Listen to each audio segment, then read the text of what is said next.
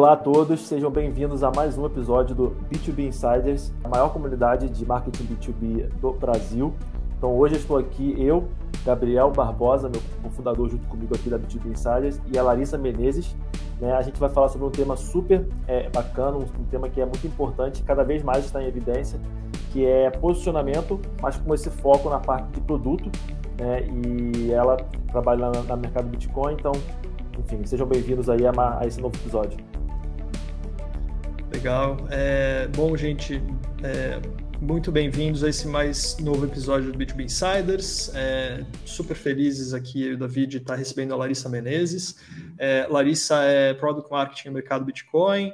E aí, para dar uma pequena introdução dela, ela é formada em Relações Públicas, ela é pós-graduada em Inovação, Design e Estratégia pela SPM.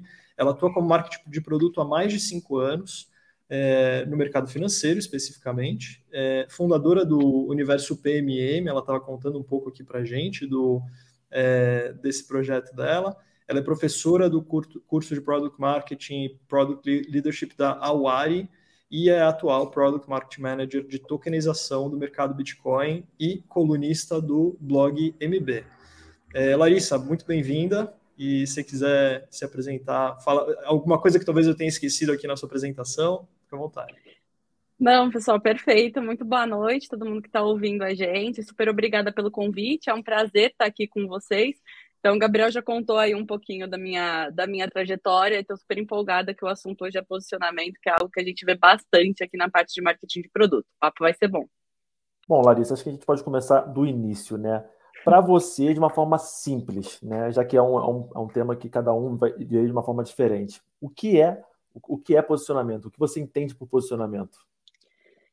Assim, eu falo que posicionamento, ele nada mais é do que você pegar e dar luz para o seu diferencial. É você entender aquilo que só você entrega como proposta de valor para o seu cliente. E é você colocar uma luz em cima daquilo, né? Em aula eu até brinco, gente. Eu tenho até um negocinho aqui que é essa lâmpada, que eu falo que o posicionamento é você pegar algo que só você sabe fazer e ligar realmente em cima daquilo e dar luz para aquilo. Então, se posicionar é você saber contar por que você é melhor em fazer aquilo que só você sabe fazer.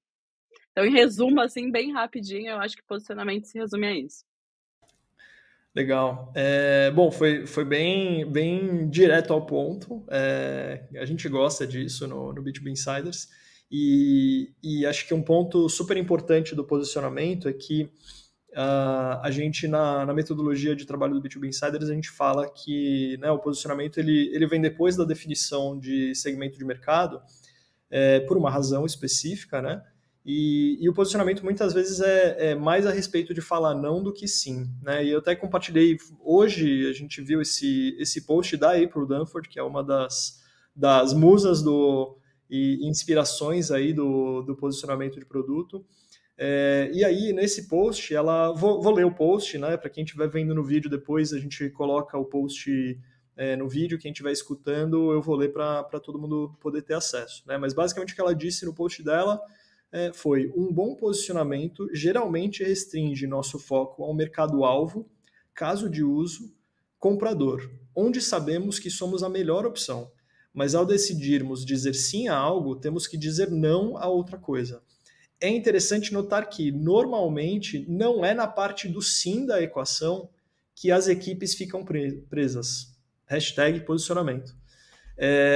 Assim, ela foi mega sintética e ela também foi muito direto ao ponto no sentido em que posicionamento é mais a respeito de falar não do que falar sim, né? E aí, Larissa, eu queria te pedir para comentar um pouco desse post dela e dessa visão dela e o que você acha sobre isso.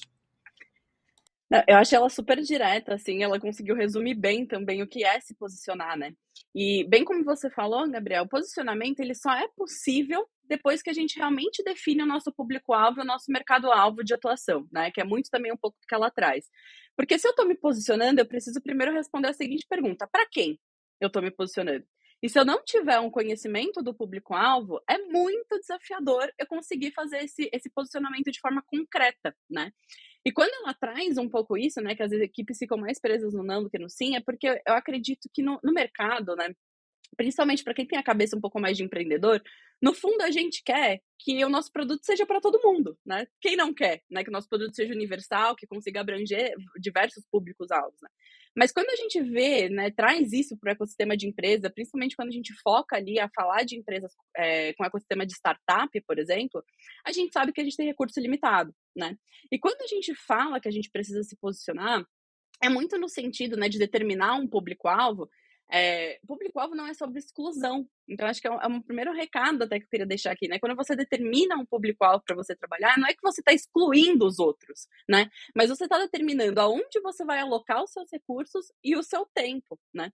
E até uma recomendação, assim, que eu gosto de falar, é trabalhar público-alvo, principalmente para quem está aí no início, né, começando a empreender, muito no seu perfil de cliente ideal, né, tentar identificar realmente quem é aquele perfil de cliente ideal, aquele cliente que ele vai ter mais chance de engajar com você, porque consequentemente você abaixa o seu custo de aquisição, você consegue fidelizar mais esse cliente, ele vai conseguir te retornar num período mais curto, né, de tempo. Então, quando ela fala isso, né, que é meio que como você dizer não também, é muito querendo falar, né, aonde você vai aplicar os seus esforços aqui no primeiro momento, com quem que você vai falar, para quem você vai se posicionar. Então, quando a gente tem isso muito claro, se posicionar fica mais fácil, né? Então, eu gosto muito da linha que ela traz, ela é muito sintética, ela é muito direta ao ponto, e aí, na maior parte das vezes, né, aquilo que a gente fala não é a forma também de se posicionar para quem realmente se importa com o seu produto, com a sua solução.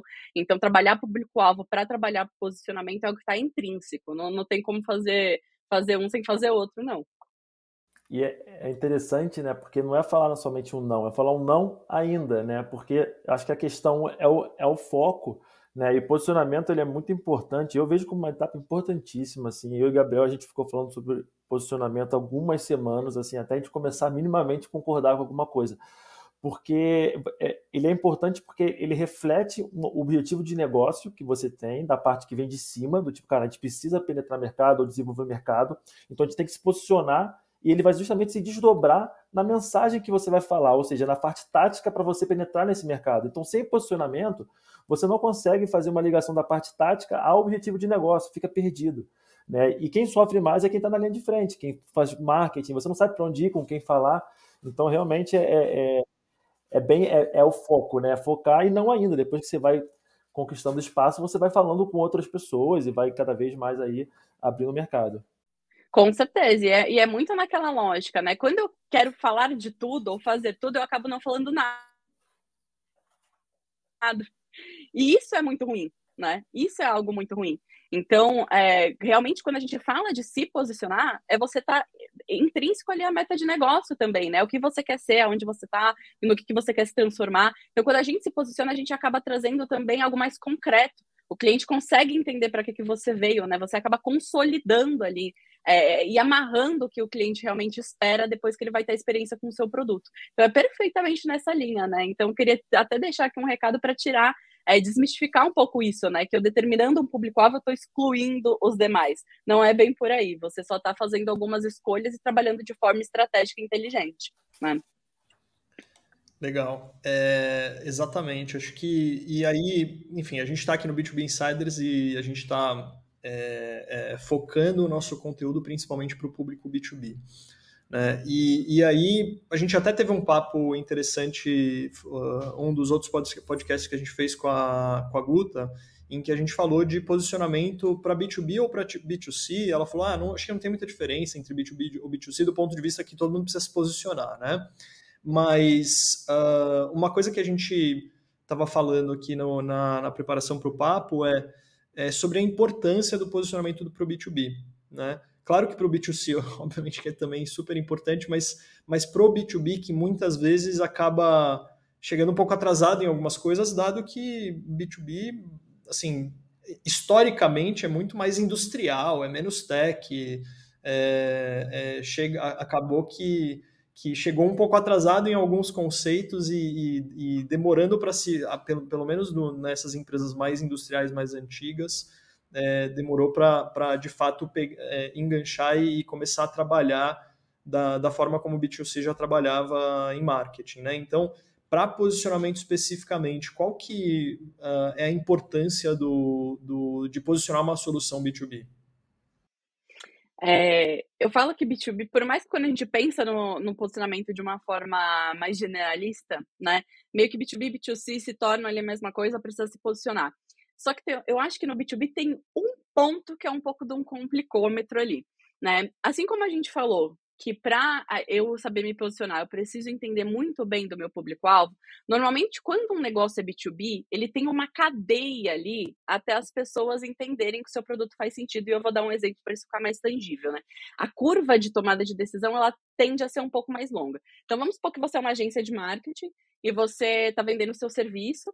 E para tomada de decisão, né, para você realmente, para a empresa ali comprar o seu serviço, você vai ter algumas personas, né? Você vai ter o analista de marketing que realmente vai usar o seu sistema, usar a sua solução. Você tem o diretor de marketing ou o gerente de marketing talvez vai defender. Você tem a pessoa de compras que talvez você vai ter que negociar. Então, os tomadores de decisão, eu falo que na cadeia de B2B, normalmente é uma cauda mais longa ali, que a tomada de decisão acaba passando do que o cliente direto já tomar a decisão de compra, ir lá e adquirir.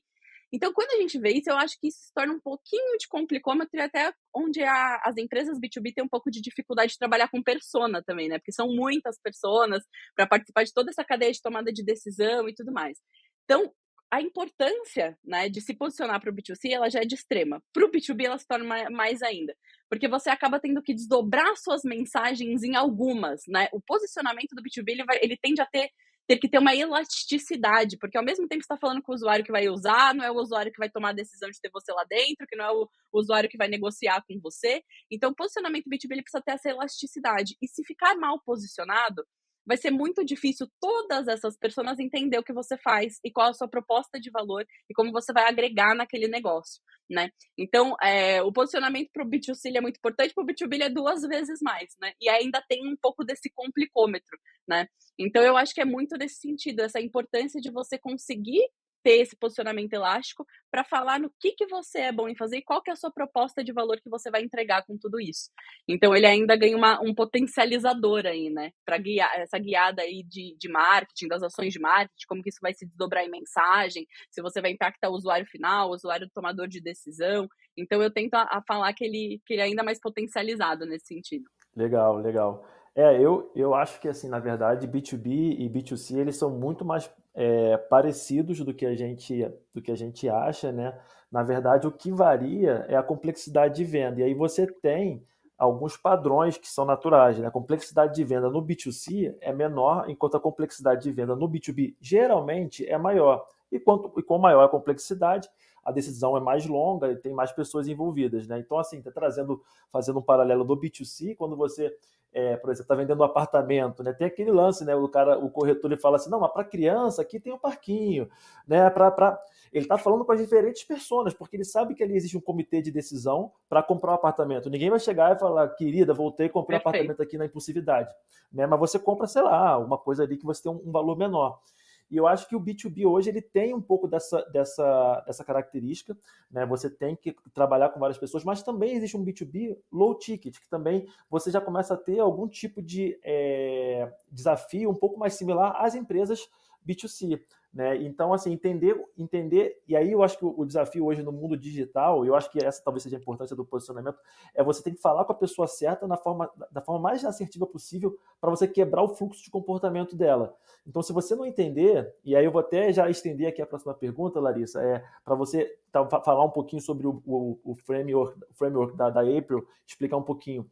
Mas se você não entender exatamente qual o valor que você gera, né, e para quem você está gerando esse valor, você não consegue ter uma mensagem assertiva o suficiente para fazer com que aquela pessoa quebre o fluxo de comportamento dela. E hoje a briga é por atenção, né? Então é mais ou menos isso. Se você puder explicar um pouquinho sobre o framework da April também, seria interessante. Não, com certeza. E é muito louco, né? Porque a gente às vezes banaliza até o copy, né? As mensagens, como algo muito simples, né? E no fundo, ela tem um desafio muito grande, que é quebrar realmente isso que você comentou. Então, a gente tem que levar a mensagem ideal, assertiva, ela tem que ser enxuta, você está competindo por atenção. E quando o seu posicionamento ele ainda é uma nébula na sua própria cabeça, como você vai passar isso para o cliente, né? E aí que entra o framework, né?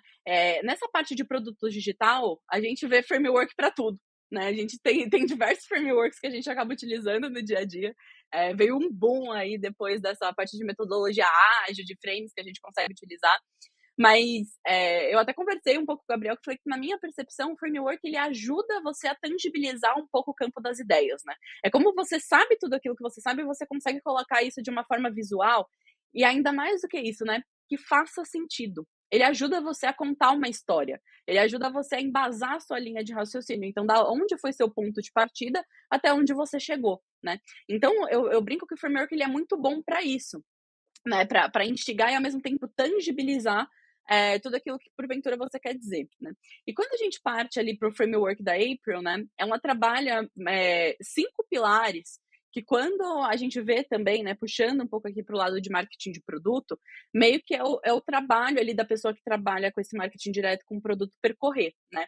São 5 pontos que meio que precisa estar na ponta da língua para você conseguir trazer clareza para o seu posicionamento como empresa. Então, ali no frame dela, ela traz um pouco da parte de análise de mercado, porque você vai precisar entender o terreno, onde você está pisando, né? Com quem que você está falando ali, qual que é o seu setor de atuação, quais são os dados desse setor. Isso vai ser muito importante para você determinar também o que a gente fala, né, de TAM, Samsung, que é a parte dos mercados ali, né? Como que você atinge. Então, você tem que saber onde você está pisando. Acho que esse é o primeiro ponto ali, para você saber se posicionar. O segundo ponto é a análise de concorrência. Isso também é muito importante, porque quando o seu produto ele acaba sendo comparável com o de um concorrente, quer dizer que você precisa trabalhar o seu posicionamento, né? Tem alguma coisa no seu diferencial que você não está sabendo dar luz ali e que seu produto está sendo facilmente comparado com o da concorrência. Então, entender com quem você está competindo também é algo muito importante para você saber se posicionar, porque afinal vai ser a forma que você vai se diferenciar, né? Aí ela traz o terceiro ponto, que são os seus diferenciais ali do seu produto, né? Quais que são os diferenciais, quais são os atributos funcionais, os atributos emocionais que o seu produto entrega para o público-alvo, né? Então, o que aquele produto resolve, né? A proposta de valor, que é algo que também precisa estar muito claro, né? Aquilo que só o seu produto consegue entregar, só aquilo que você consegue fazer, qual que é a sua proposta de valor para o usuário final. E ela termina ali com a parte de público-alvo, né? Então, são 5 pilares que ela trouxe num formato de framework, que no final ele ajuda você a contar uma história, né? Então, aonde você está, com quem você está, como você está, né? Como que o seu produto funciona e para quem que você vai falar. Então, lembrando que posicionamento é você contar aquilo que você é melhor em fazer para quem realmente se importa. Então, esse framework ele ajuda a entender o terreno que você está pisando e com quem você está dentro desse terreno e como que você está conduzindo isso tudo para comunicar com esse público que realmente se importa. Então, em modos gerais, esse é o frame ali, a proposta que ela dá, né? E ela faz até uma coisa ali, né? Ela critica um pouco um outro framework, mas que no meu ponto de vista, ainda mais quando a gente está falando de negócios B2B, que é o framework de statement de posicionamento, a declaração de posicionamento. Ela já publicou, né? A April publicou já um artigo que ela acha que encaixota, né? Que o framework de statement de posicionamento, ele fala assim, aí você coloca lá o seu público-alvo, acho que depois até vale colocar na tela para o pessoal que for assistir também ver, né? Eu acho que ele tangibiliza também tudo que ela traz nesse canvas de posicionamento. Então, quando você faz a sua declaração, ela é primeiro entregável de mensagem que você vai conseguir desdobrar depois. Então, eu acho que também complementando um framework com outro, o frame da April é referência, quando a gente trabalha posicionamento, não tem como não falar da April Dunford, né? Então, eu acho que os dois casando bem aí consegue ajudar a gente a organizar o que está no campo das ideias e conseguir se posicionar da maneira mais adequada. Legal. Eu acho que eu, assim, sou suspeito para falar porque quando as primeiras vezes que eu vi, eu conheci através do Davi, o frame da April, eu conhecia esse outro framework, eu achava um negócio quadradinho, porque eu falava, cara, tudo bem, eu coloco ali, eu preencho as lacunas, mas aí o meu statement de posicionamento vai ser igual a uma marca de venda de, sei lá, que vende feijão, sei lá, tipo, um negócio que não tem nada a ver comigo, né? Então eu achava um negócio meio esquisito essa coisa do statement também, então eu me identifico bastante com essa crítica dela, mas uma coisa que eu gostei do que você falou que é contar uma história, né? E são coisas que, na verdade, não é que você não deveria se surpreender com muita coisa na hora que você coloca toda a sua história no framework, a história da sua empresa no framework, porque é o que você falou, né, Larissa? O fundador que vai fazer isso, a pessoa de marketing que vai fazer isso, conhece sobre a própria empresa, né? Então, em teoria, não deveria ser uma grande surpresa, mas é mais um exercício que vai organizar essa história, e essa história estando organizada, essa organização vai se desdobrar em tudo que vem para frente, toda a tática, toda a história que vai ser contada na comunicação, né? E aí eu queria te perguntar uma coisa que a gente sempre tenta trazer no B2B Insiders tudo bem para a prática, porque às vezes a gente acha que tem muito conteúdo que fica muito no campo das ideias e aí acaba não ajudando as pessoas a de fato fazerem alguma coisa com aquilo, né? Então, eu queria entender, assim, dentro assim, primeira coisa, né? Qual que é a importância desse framework? Mas mais importante, na prática, como que as pessoas que trabalham com B2B e que estão escutando a gente, elas podem usar o framework para fazer o próprio posicionamento? Por onde que elas começam, olhando para tudo que você explicou até agora em relação ao framework? Eu acho que o primeiro ponto de partida ali, né, vou chover um pouco no molhado, mas eu acho que é muito importante destacar.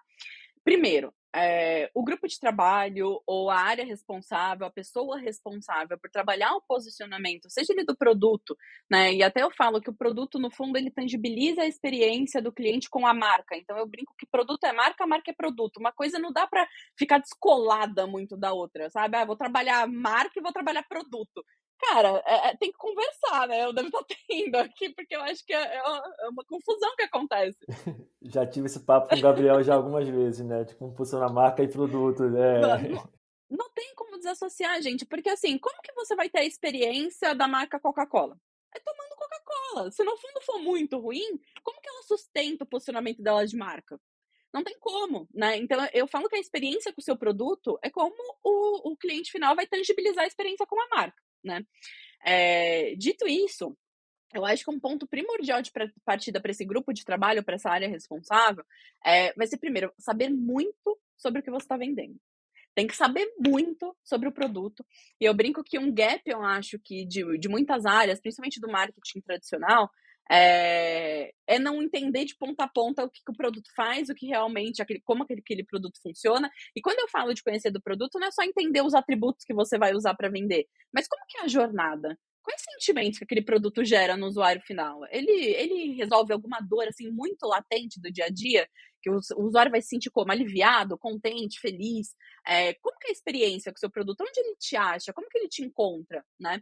Então, eu acho que essas perguntas ali, né, da dor que ele resolve, como que seu cliente vai sair depois de interagir com o produto?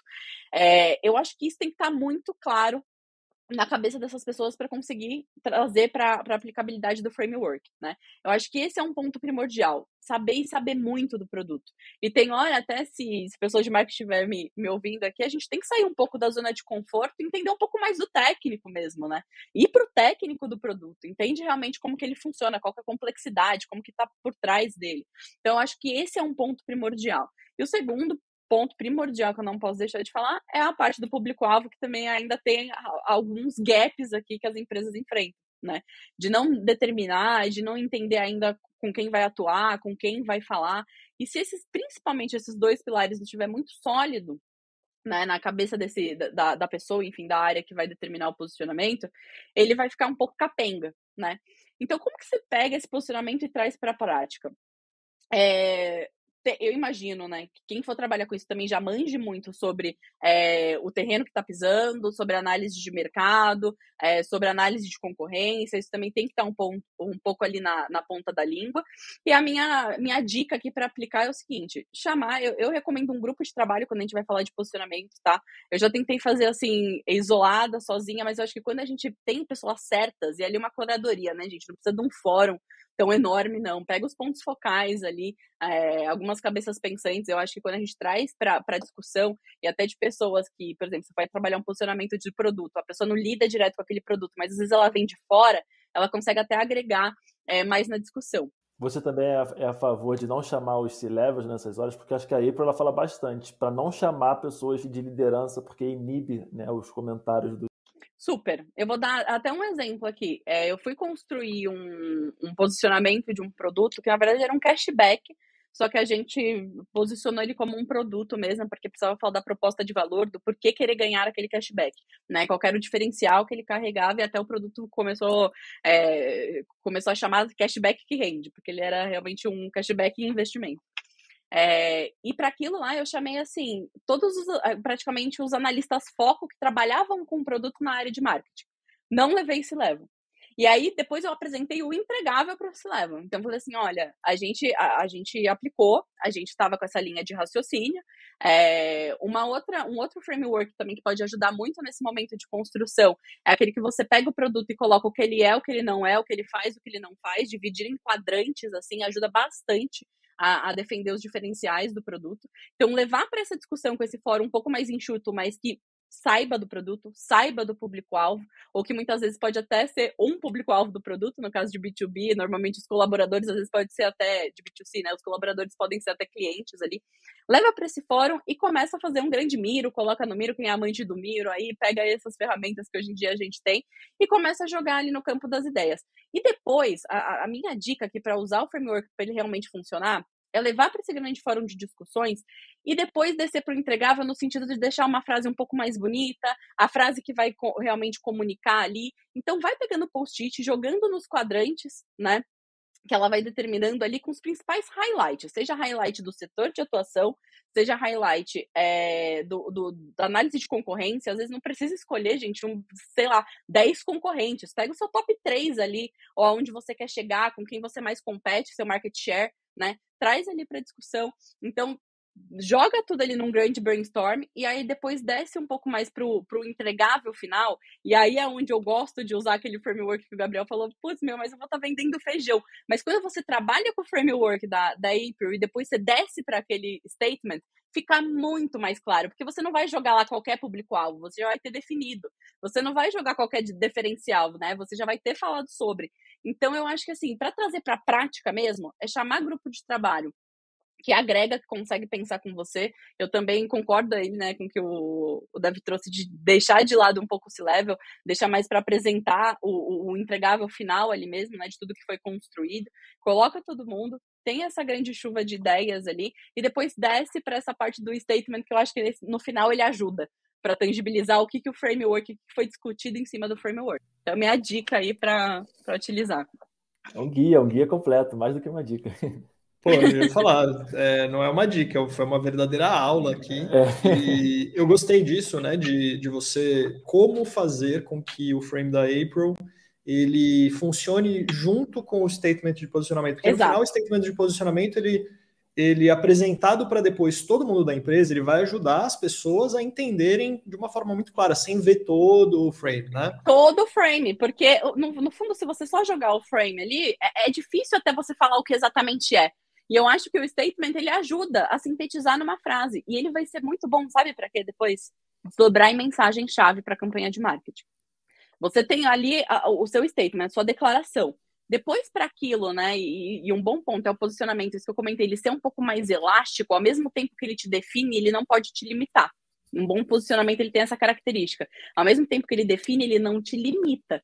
Então, ele tem essa elasticidade para depois você pegar ele e ramificar nas principais mensagens-chave para o usuário. Então, ele ajuda, porque às vezes o frame pode ficar um pouco confuso, porque esse momento de brainstormar mesmo é você começar a jogar ali algumas ideias, definir público-alvo, ter algumas discussões mais profundas. Então, eu fico feliz aí de que vocês tenham gostado um pouquinho da dica ali. Eu confesso que eu já testei algumas vezes e é a forma que mais deu certo até agora. Então, tô passando dica boa. Não, e eu acho que assim, pro call to action, principalmente, assim, é esse statement, né? O que eu lembro até na época, o Gabriel falou, né? Quando eu comecei a cair um pouco mais em cima do framework da April, é porque é um framework que te provoca a saber as respostas que vão entrar depois nesse statement. O statement, quando você começa por ele, é meio randômico. Se você quer preencher as lacunas, você pega daqui, pega dali. E ali existe esse componente de storytelling mesmo. Você tem que responder uma coisa para depois responder a outra e elas estão ligadas. E aí no final você tem a resposta. E o statement é isso, cara. O call to action é, cara, nós somos o melhor para tal. Nós somos o melhor fazendo tal coisa para tal. Né? Então, exatamente. Então, assim, é um mantra e você sabe que é com quem você está falando. Então, eu acho que é bem por aí mesmo. É interessante essa correlação. Então, Larissa, aproveitando aqui o nosso papo, me veio aqui uma pergunta, e, bom, aí você vai aí no freestyle mesmo, né? Sabendo que hoje no B2B a gente tem essa ideia de que o produto, né, no B2B Tech principalmente, o produto ele é muito vivo, né? Então é um produto que está em constante mudança, está em constante atualização, um produto, né, quase que always beta. E aí a ideia é que você, como um product marketing, você falou há um tempo atrás, tipo assim, você tem que ir para o técnico. Como que, assim, uma pessoa hoje que está assistindo a gente, que trabalha numa SaaS B2B, no marketing, né? Como é que ela consegue transitar entre a parte do marketing, de mensagem, de mercado, mas também entrando dentro do produto? Como é que você vê isso? É um desafio? Existe alguma dica, alguma coisa que fez você mudar, que eu acho que seria algo interessante, isso aqui é uma dúvida comum. Minha dica, e aí eu falo essa dica para todos os profissionais de tecnologia.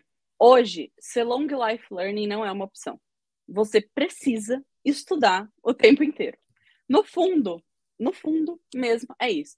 Porque, assim, né, eu brinco, porque no passado, gente, se a gente for pegar lá, de 1950 até 1900, o mundo não mudou muito, né? A gente não tinha a questão da exponencialidade. As coisas não mudavam assim freneticamente, a gente não estava no que a gente chama hoje de mundo VUCA, mundo BANI aí, que é muito falado, né, atualmente. Agora, hoje, às vezes a gente vai estar fazendo aqui esse podcast, daqui 6 meses alguma coisa já saiu no mercado, já mudou, a gente já sabe outro conceito, já aprendeu coisa nova e o negócio já tomou outro rumo, né? A gente está vendo aí o que está acontecendo com o boom das inteligências artificiais, boom do metaverso, boom de Web 3.0. Eu estou muito inserida nesse aspecto aqui, né, por estar trabalhando no universo cripto, então acaba sendo inerente, né, eu ficar um pouco por dentro disso. Só que hoje, você realmente estudar e saber, né, aquilo que você faz, como que anda o seu mercado, como que está o seu setor, é algo diário. É algo diário. Eu imagino que vocês aqui, muitos empreendedores que vão estar escutando a gente, todo dia entra, vê notícia, vê como que tá, se aconteceu alguma coisa no setor, se saiu alguma coisa na mídia.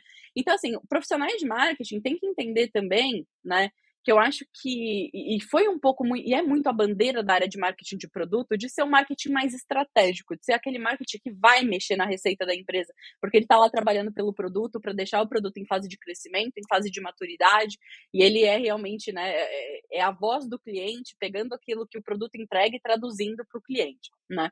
Então a gente funciona mais ou menos como um tradutor. E visto esse cenário, para você conseguir saber tanto do técnico quanto suas skills também que a área de marketing exige, é você estudar o tempo inteiro. Então, eu vou dar um exemplo.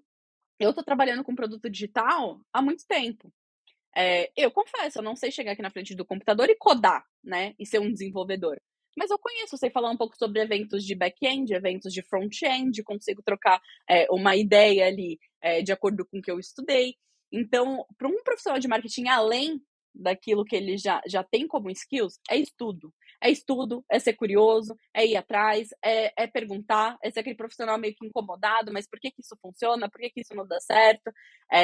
E um pulo do gato muito importante, que eu brinco com os profissionais de marketing, é assim, chega de falar que é da galera de humanas e que não tem familiaridade com dados. Eu falei, isso não dá mais. Profissionais de marketing, não. E quando a gente vai falar, e olha que eu tô falando isso, eu era uma dessas pessoas que falava, não, eu sou de humanas, eu não curto muito número, não, deixa comigo, é mais texto. Só que pensa comigo, né? Quando a gente fala também da parte de posicionamento, se eu não souber aonde o meu produto está nessa história, se eu não conseguir pegar um dashboard de performance do meu produto e, no fundo, interpretar, porque a análise de dados é mais humana do que exata, se você for parar para pensar. Porque o dado pelo dado, ele está ali. Agora, a interpretação que você faz em cima daquilo é o que vai determinar seus próximos passos. E aí, é algo muito importante também para reposicionamento, porque como a gente está nesse universo que ele muda o tempo inteiro, qualquer momento é um momento também de se reposicionar, né? Às vezes acontece alguma coisa no seu setor, sai alguma lei, sai alguma regulamentação ou coisa do tipo que você precisa trabalhar o seu reposicionamento, né? E se você não for esse profissional de marketing que ao mesmo tempo tem essas skills, mas consegue entender o termômetro do mercado, o termômetro de performance do seu produto, às vezes você vai estar comendo bola. Então eu brinco que acho que essa seria a minha dica também para os profissionais aí.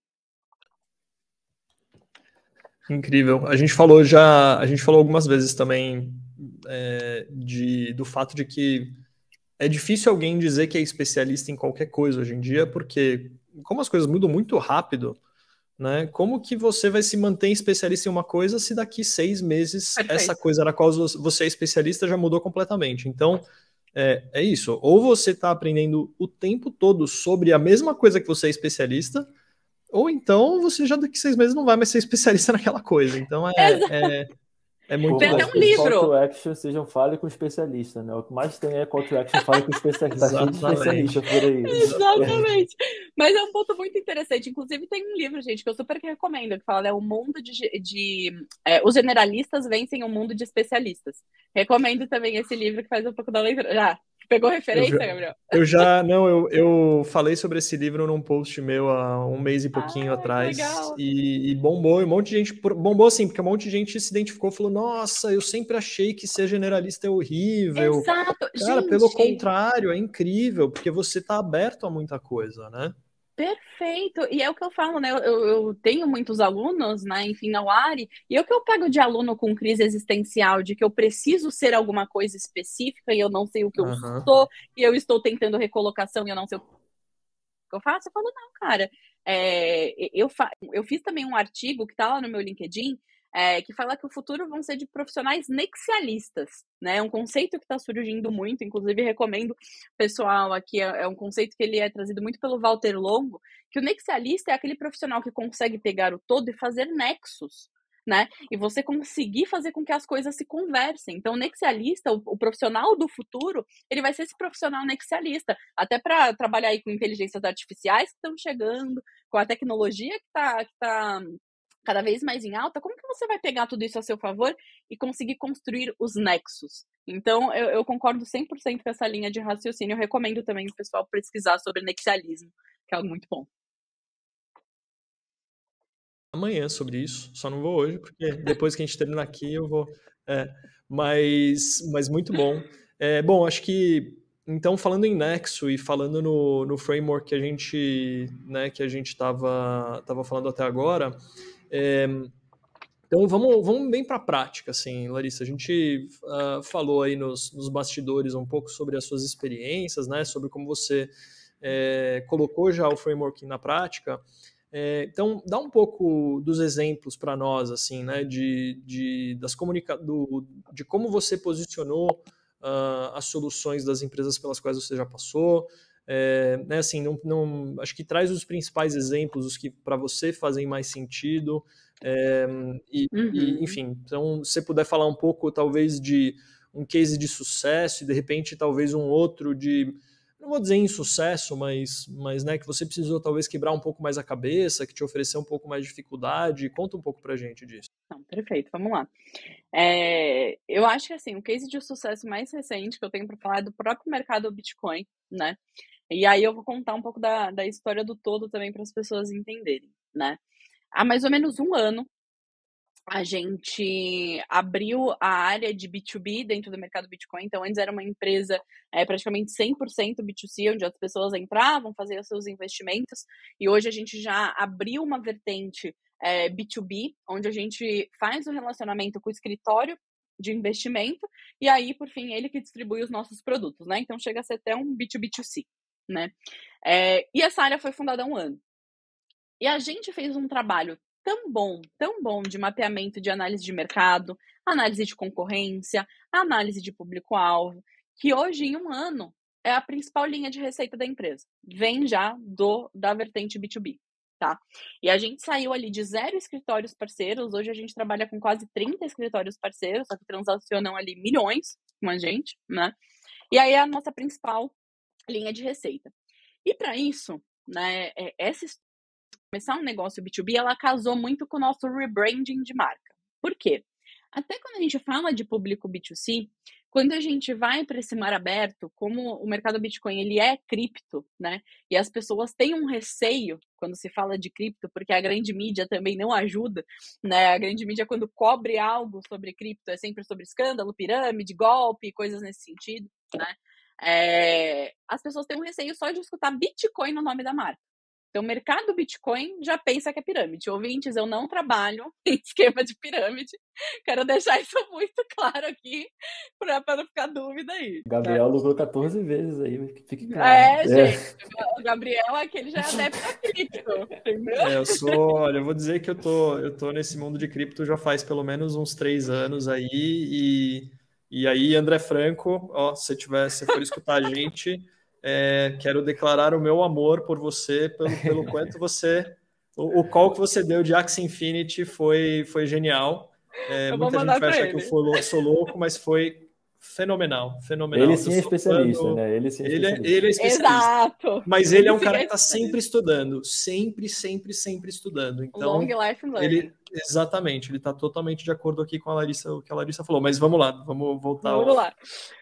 E aí a gente viu que só de carregar o nome Bitcoin, né, que no fundo é um produto, é a criptomoeda mais famosa do mundo, isso já dava um receio, né, para os clientes. Então a gente fez a transição de marca, que até hoje a gente não fez ela pro B2C 100%, mas pro B2B ela já tombou totalmente, que é mudar de mercado Bitcoin para MB, né? Então a gente se posicionou, fez o rebranding aí voltado para MB. E quando a gente começou esse relacionamento e esse posicionamento, a gente teve que fazer, além do posicionamento de marca, o reposicionamento de alguns produtos que a gente tinha aqui, né? E um case assim de super sucesso que a gente fez é com um produto que a gente chama hoje em dia que é a nossa renda fixa digital. Que antes da gente pensar no posicionamento desse produto, gente, ele chamava tokens lastreados. Se a pessoa não entende o que é Bitcoin, tokens lastreados, eu acho que muito menos, né? Mas era um produto ainda que ele era um pouco tímido aqui dentro da empresa e que ele não era muito bem trabalhado. Então, quando a gente começou a trabalhar, a gente fez até... mudou o naming do produto para renda fixa digital, porque a pessoa, quando escuta, já remete ao tradicional. E o nosso posicionamento foi muito esse. Então, vendo esses paralelos, estudando muito sobre o comportamento do público-alvo, o assessor de investimento que está lá na ponta, o cliente do assessor que está lá na outra ponta, o que essas pessoas buscam? E aí a gente se posiciona muito voltado para a segurança. E que ao mesmo tempo que a gente consegue entregar a segurança do tradicional, a gente consegue potencializar os seus ganhos, porque a gente está sempre à frente do tradicional. A gente já é Web 3.0, a gente já é blockchain, a gente já é nova economia digital. Então a gente se apropriou muito desse terreno, e vocês podem ver que ele te dá uma elasticidade, quando eu falo que eu sou o melhor no que eu faço na nova economia digital, isso dá uma elasticidade de você trabalhar mensagens ali, né? Lembra que te define, mas não te limita. E aí a gente começou a posicionar esse produto, né, nos canais de B2B. Hoje em dia a gente vê que praticamente, eu estava pegando esse dado ali, 78% das pessoas, 82% das pessoas que investem voltam a investir no produto porque entendeu muito bem a proposta de valor dele, ainda mais depois que a gente mudou o naming para renda fixa digital, já remete que é o tradicional, só que com digital na frente. Então já tem um plus a mais que fala sobre o nosso posicionamento, porque a gente se posiciona dessa forma, né? Vá muito além do tradicional com a nova renda fixa digital do mercado Bitcoin. Então, foi um case, assim, de mega sucesso. Hoje em dia, a gente já está com uma esteira para fechar mais negócio com diversos parceiros e escritórios de investimento, e hoje é uma das principais canais de distribuição de produto aqui dentro da empresa. E junto com isso, a gente fez um baita trabalho também de Sales Enablement, né, que a gente fala que é capacitação desse time de vendas. Eu acho que quando a gente vem aqui para negócios B2B, Sales Enablement é outra vertente que tem que estar muito bem, né? Porque se você não empodera o seu vendedor, se o seu vendedor ele não fala, não sabe falar, né, daquilo que ele está vendendo, vai ser muito difícil ele conseguir performar, trazer conversão e tudo mais. Então, ao mesmo tempo que a gente posicionou o produto muito bem, a gente também fez um trabalho com a força de vendas muito bem feito, dando e-book, dando treinamento, vídeos, pegando esse educacional mesmo, para ele transmitir o posicionamento que a gente construiu dentro de casa para o cliente dele. Então, foi um case de super sucesso e hoje a gente é MB para a nossa vertente de B2B. Cara, maravilha. Muito bom, Larissa, de verdade. E uma coisa me chamou a atenção no que você falou e eu gostaria de reforçar, e aí se você não se incomodar, abrir também para você falar um pouquinho, que é o seguinte, você falou, hoje é o maior canal de receita do MB, né? E são 30 escritórios, se eu não me engano, que você falou, né? Então, assim, me dá a ideia de que vocês foram para um caminho de enterprise, né? Então, acho que assim, o ponto do posicionamento ele é muito importante, porque imagina se na definição do posicionamento, ou seja, na definição do ICP, na parte estratégica de negócio, alguém falasse assim, não, vamos então para escritórios pequenos, porque são vários no Brasil. Então, assim, por mais que você fizesse um trabalho de posicionamento maravilhoso, talvez ali teria sido uma decisão errada em nível de negócio, né, em nível de penetração de mercado, desenvolvimento de mercado. Então, é muito importante, e eu queria, né, se você puder compartilhar, se teve ou não teve essa decisão, tipo assim, vamos atacar os maiores, ou vamos de fato ali... Teve, a gente, você, 30 escritórios, quando você para pra pensar, 30, poucos, só que a gente só foi nos grandes. Então, a gente tem escritórios parceiros ali, a gente se posicionou, foi realmente nos grandes, então são escritórios que trabalham com diversos outros players no mercado, players super bem posicionados no universo de investimento tradicional, né? Então, a gente resolveu realmente ir para focar nesses escritórios grandes, fazer relacionamento com os grandes, e aí, porque como uma estratégia de negócio, a gente pensou em não pulverizar, mas realmente, até porque como era uma área nova, a gente conseguir esses grandes era muito bom para a gente co-criar também o nosso produto, né? Então, esses feedbacks, eles acabam vindo mais rápido do que pode melhorar, até a forma como a gente se comunica. Então, se a gente pegar a lâmina técnica que a gente chama, que a gente trabalhava no produto lá atrás, porque a gente trabalha hoje, ela já tem outra cara, outras mensagens, outras informações, porque a gente fez esse trabalho também de co-criando. Como a gente conseguiu esses escritórios maiores e que ficaram engajados com o produto, porque realmente a gente conseguiu defender um produto muito bom, assim, modéstia à parte, falando de investimento que é muito vantajoso, a renda fixa digital, para quem não tem estômago para volatilidade de cripto, mas ao mesmo tempo quer potencializar os ganhos, ela é um produtaço, assim. Então a gente fez esse balanceamento. E até um ponto que o Gabriel também perguntou ali, né, é um case de insucesso. Né, mais ou menos de insucesso, um pouco mais desafiador que eu tive também, que seguiu um pouco a linha de raciocínio, só que talvez a gente não pensou isso que o Davi trouxe, né? Vou atacar primeiro os grandes, os pequenos, a gente pulverizou demais na época, que foi quando eu estava na Loft, né? Como eu comentei, na Loft Cred. Então, quando eu entrei na Loft Cred, a gente sempre foi um negócio voltado para B2B, no fundo. A Loft Cred, ela pegava também ali os consultores que vendiam financiamento, né, que davam essas consultorias de financiamento imobiliário, e aí tinha a parceria com esses consultores, né? E aí, quando a gente entrou nesse universo, né, já era um negócio B2B, quando eu entrei lá e comecei a trabalhar o posicionamento dos produtos de crédito com garantia de imóvel e financiamento imobiliário, e rodando pesquisa junto com o time de UX, a gente tinha uma barreira de ofertar as nossas soluções. Eles não queriam ouvir, porque quando eles já remetiam a Loft Cred, eles já remetiam a Loft, que já era uma PropTech startupeira, que já meio que veio contra o sistema imobiliário tradicional. Então, eles já tinham uma aversão, assim, à marca, né? Eles encaravam a gente muito mais como um concorrente, não como um parceiro. Então, não tinha entrada, a gente não conseguia fazer o negócio fluir, realmente ficava um pouco truncado ali. E aí, depois, com pesquisa, ouvindo muito público-alvo, lá era muito pulverizado, porque eram muitos consultores, né? Dividia por regional, era tipo banco, assim, que tem regionais e tudo mais. Então, eram muitos consultores, muitos heads comerciais. E aí, na época, a gente aplicou muita pesquisa, né? Não existia a área de marketing de produto lá. Depois eu entrei, consegui ajudar um pouco nessa frente. E depois de aplicar escutar ali o cliente realmente, entender os pontos de dor, foi bem no momento em que a Loft Cred ela adquire a Cred Home, que era uma outra empresa do setor imobiliário, e aí a gente já aproveitou esse momento de discussão para renomear a marca, então, Loft Cred, e começar a chamar Cred Home, porque só de carregar também o nome Loft dava essa versão para o público-alvo. E aí a gente começou a se posicionar muito nessa linha de ser parceiro, de construir junto. A gente começou a fazer eventos de engajamento para passar esse posicionamento, para explicar um pouco mais sobre os nossos produtos, porque a gente não conseguia, nem explicar o produto, não tinha espaço. O consultor, ele não queria ouvir, era uma parede fechada. E aí, como a gente fez a aquisição dessa empresa e depois decidiu seguir com o nome dela, a gente conseguiu construir um pouco mais de espaço, conseguiu fazer campanhas de marketing mais voltada ali para os pontos de dor, realmente escutou, e aí a gente virou o jogo, e depois eu lembro que o engajamento com o nosso produto, assim, até o crédito com garantia de imóvel, ele passou do patinho feio para o produto que era foco ali no quarter seguinte. Então, como o posicionamento ele é relevante, como você saber contar aquilo que só você sabe fazer, é o que o seu cliente final ele precisa ali, ele precisa desse gancho. E aí depois você vai trabalhando esse engajamento. Excepcional.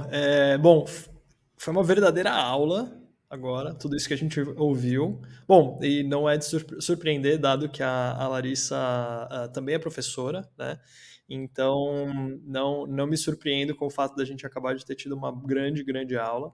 Então, assim, vou tentar dar uma resumida aqui nos pontos-chave para a gente, então, encaminhar para o fechamento aqui, né? Então, do que eu captei aqui de tudo que a gente falou, né? Não tudo, obviamente, mas talvez os pontos que para mim se ressaltaram aqui como os mais importantes, né? Então, posicionamento ele serve para diferenciar o seu produto da concorrência, né? Que você começou o papo hoje falando sobre isso, né? De jogar a luz em cima do seu diferencial e agora terminou falando sobre isso também, né? Então, como de fato a importância e a relevância do posicionamento. Saber tudo sobre o seu cliente e saber muito e tudo sobre o seu produto, né? Usar o produto, entender tecnicamente o produto, como essas duas coisas são as duas chaves para você conseguir fazer o posicionamento, né? Para fazer o posicionamento, então, chamar um grupo de trabalho, tentar manter os C-levels de fora desse grupo de trabalho, até para não inibir as pessoas desse grupo de trabalho a desenvolverem isso, né? Profissionais de marketing de produto precisam estar sempre aprendendo, profissionais né, generalistas e o termo novo aqui que a Larissa trouxe para a gente, os nexialistas, então vou até estudar depois esse, para trazer o nexo para o todo. Maravilhoso, maravilhoso. Vamos marcar, vamos já pôr na agenda. Então, esses profissionais trazem o nexo e também um ponto que é interessante agora nos exercícios práticos, né, que no exemplo do MB, que uma decisão de negócio, como o segmento que os seus clientes estão, né, então se eu vou focar, por exemplo, no enterprise, se eu vou focar num low ticket, e o porte dos clientes, como isso vai redefinir totalmente como a empresa vai fazer o posicionamento, né? Porque vai mudar a forma de você comunicar a sua solução, então as coisas estão totalmente conectadas, né? Não, perfeito. E eu acho que, até complementando aí um pouco do que o Gabriel falou, acho que e o que a Larissa falou também, óbvio, né, que é interpretar os dados, né? A gente tem que usar o nosso lado de humanas para interpretar os dados. E eu acho que o trabalho do marketing hoje, nesse mar de informações e de possibilidades, é isso, né? No final das contas, a pessoa que, né, o time que falou, vamos atacar essas 30 contas, né, eles são o resultado de uma interpretação, né, de mercado, de dados, né? Então a gente tem que traduzir a todo momento, sejam dados, né, macros do ambiente, né, que já vem aí desde a época da análise do SWOT lá, né, que já era meio que era isso, né?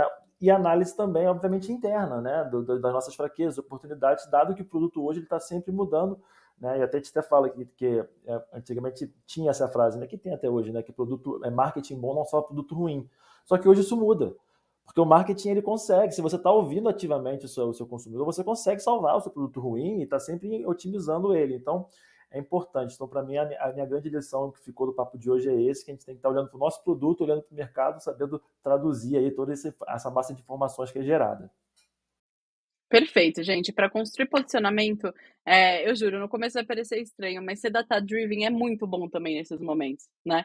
É muito isso que o Davi falou, que o Gabriel também trouxe. Eu acho que também um outro super highlight aqui durante o papo é o quão importante, né? Às vezes a gente tá no dia a dia, fala de posicionamento, porque pra gente já é algo tão virabal, assim, né, no dia a dia, mas como ele é importante, como um posicionamento bem trabalhado. Eu sei que no começo, né, eu brinco, eu falo, parece ser um pouco fluffy, né? Parece ficar no mundo das ideias, não ser algo tangível para o negócio.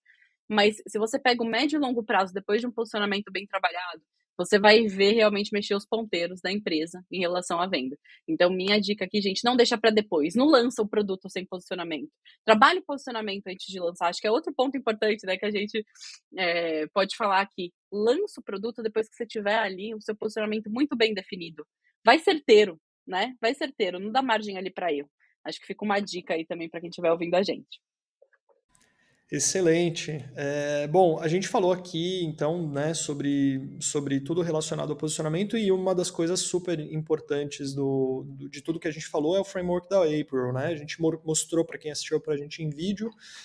A gente vai deixar também um link para vocês poderem acessar o framework, ver esse framework, né, para quem quiser usar, para quem se interessar. Vamos colocar aqui também na descrição do episódio o LinkedIn da April, para vocês se conectarem com a April, e da Larissa, para também se conectarem com a Larissa. Larissa, super obrigado por ceder esse tempo para a gente, por dar essa verdadeira aula. compartilhar toda a sua experiência e enfim, tudo que você aprendeu até aqui em relação a posicionamento. Óbvio que não foi tudo, mas foi muita coisa. E para quem está escutando a gente, como que o pessoal pode te encontrar? Como que eles podem assinar sua newsletter e continuar aprendendo mais com você? Boa, pessoal. Então, eu estou no LinkedIn como Larissa Menezes. Me procura lá, que tem uma foto que é verde-limão, bem cripto. Vocês vão olhar para a foto e vão falar, é de cripto, deve ser essa Larissa. Então, eu estou como Larissa Menezes, acessando meu perfil no LinkedIn. Vocês já vão receber um convite para assinar a newsletter do Universo PMM. E no Instagram também como @UniversoPMM. Lá eu ando um pouco parada, mas em breve penso em retomar também. Então, me acompanha lá. Obrigado, Larissa. Obrigado, Gabriel. Foi um prazer ter vocês aqui hoje. Quase uma hora de conversa. Eu lembro que no início a gente falou, eu e o Gabriel, vamos tentar ficar ali nos 30 minutos e tal, mas quando o papo... a gente tentou... A gente se posicionou, né? Mas agora a gente está começando... Talvez a gente tenha que se reposicionar. Mas é isso, faz parte. Quando o papo bom, a coisa vai um pouco além. E isso é problema bom. Então, espero que vocês tenham gostado aí. Obrigado pela presença e até a próxima. Até a próxima, pessoal. Obrigado, gente.